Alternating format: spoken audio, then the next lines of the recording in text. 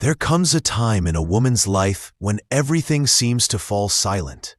Desires wane. The body no longer seeks. The heart no longer races for what once felt essential.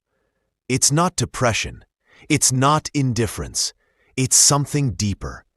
A silence that frightens because it's unfamiliar. A pause that feels like death, but in truth is a gestation. For years, she moved to the rhythm of external validation. Attention, attraction, presence. But suddenly, none of it matters. Not because she doesn't care, but because something inside her is shifting. She no longer wants to be touched just to feel alive. She no longer wants to be seen just to feel real. And so begins a sacred withdrawal.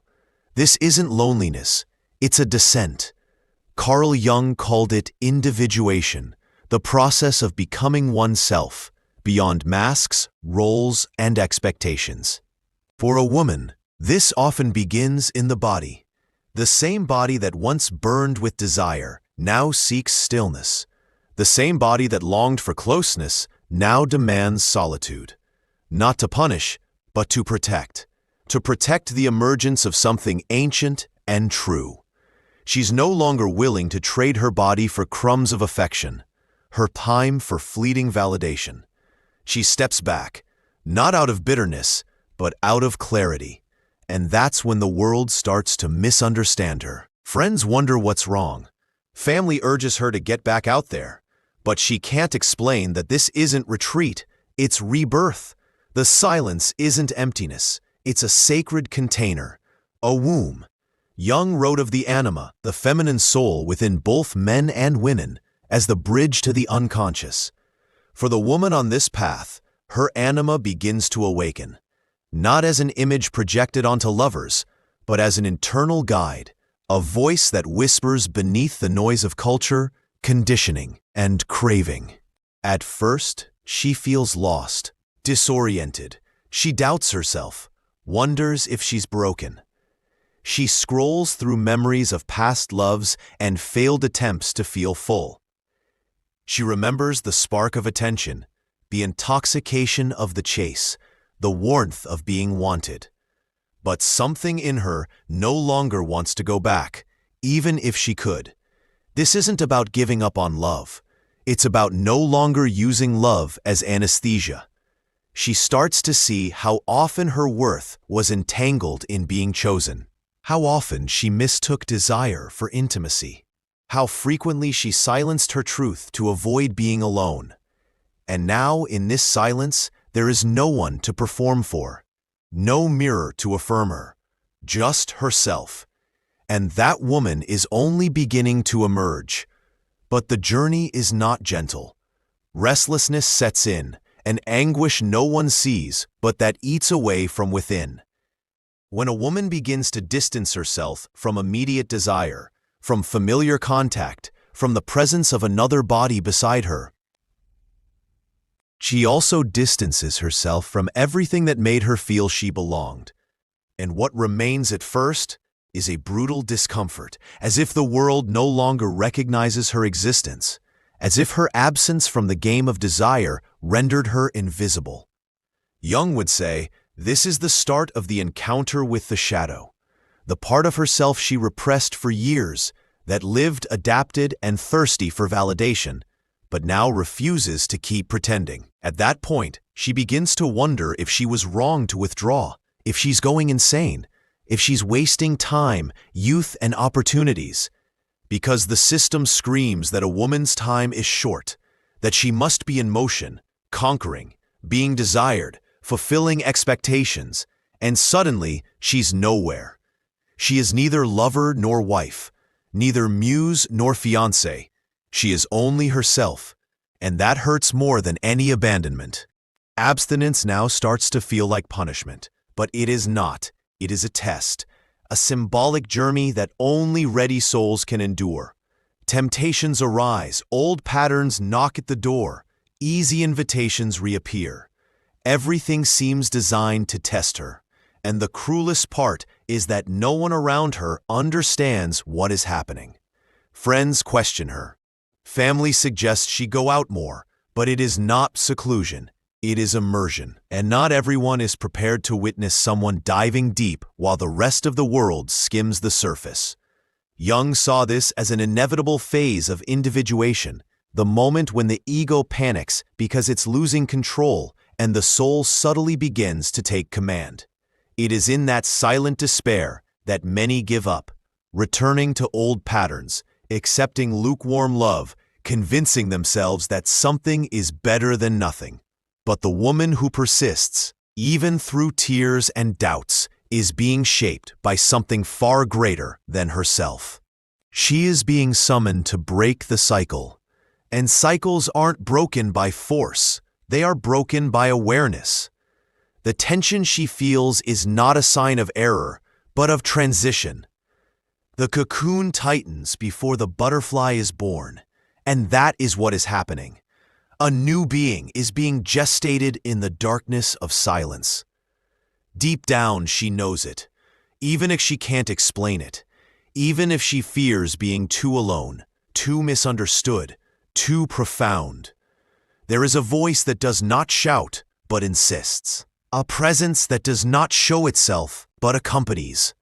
And that presence is the symbol of the archetypal feminine, the anima that Jung described as the bridge between consciousness and mystery. It is with her that the woman begins to converse, and the deeper that internal dialogue grows, the more she understands. Her body is not on pause, it is in ritual, a ritual forgotten by the modern world, but one her soul always knew how to walk. And then something shifts, subtly, almost imperceptibly. A new understanding begins to bloom. What once was restlessness now organizes into deeper questions. Why have I always needed to feel desired to feel alive? Why does another's absence feel so unbearable? What in me still feeds on another's gaze to exist? But the transformed woman no longer accepts relationships as anesthesia. She no longer trades affection for company. And even if that costs her long, silent nights, she knows her body is not in abstinence. It is in protection. It is reserving space for something that comes from the soul, not from lack. The transformation is complete when she realizes she no longer needs to be sought. She is the center, the fire, the revealing light. And when that light turns on, those who cannot handle its intensity walk away. And those who come later will not approach her halfway, because the woman who has crossed through silence no longer accepts living dimmed. She is no longer available for ordinary relationships, because she herself is no longer ordinary. And when the body goes silent, it is the soul that chooses. And the soul, once awakened, never chooses what once wounded it. Then she rises, not as someone returning to the world, but as someone becoming the world. Every step is now conscious, every choice measured not by fear of being alone, but by the value of her own company. The body that once kept quiet now pulses at a new frequency, subtler, deeper, truer. There's no rush to fill emptiness anymore, no desire to fit into spaces too small for her new soul. Carl Jung said that what we deny submits us, and what we integrate transforms us. And this woman has finally integrated her absences. She made lack her home. She turned silence into an altar. But there's something few notice. She is not waiting for someone to rescue her. Because the woman who has crossed through her own darkness no longer needs saving. She rescued herself. And that self-rescue changes everything. She can no longer go back to how things were. What once was need is now choice. What once was compulsion is now discernment. She can love, yes, but she no longer loves from need, but from overflow. And when that love arrives, it won't come to complete her. It will come to accompany her. Her soul is already whole. This new state awakens something profound, a sense of mission, of purpose, of clarity. She understands that her experience wasn't just personal, it was symbolic. That her silenced body represents all those women who were also taught to depend, to distract themselves, to give in. And now she feels the impulse to be a beacon, not to lead the way, but to light the fire. Because only one who has found herself in the dark can teach others not to fear it. Jung would call this the manifestation of the self, when the soul no longer wants to be accepted but expressed. Everything she lost along the way, the old loves, the fragile versions of herself, the relationships where she had to shrink to fit, no longer hurts the same. Now every loss sounds like liberation. Every absence feels like an answered prayer, because the woman who went through abstinence of the flesh has found nourishment of the soul, and that nourishment feeds her from within. Nothing from the outside will ever be enough unless it resonates with what already lives inside. And so she prepares, not to return to old roles, but to inhabit a new place in the world, a place where her presence is enough, where her voice carries weight, where her silence is sacred. And when her body desires again, it will be by sacred choice, not emotional addiction. When love knocks, it won't find a needy woman. It will find a woman full, complete, ready. And until that happens, she remains steady, not in abstinence, but in vigil. Because now she knows, yes, the body is quiet, but it is the soul that is finally speaking. There are silences that seem cold, but hold embers.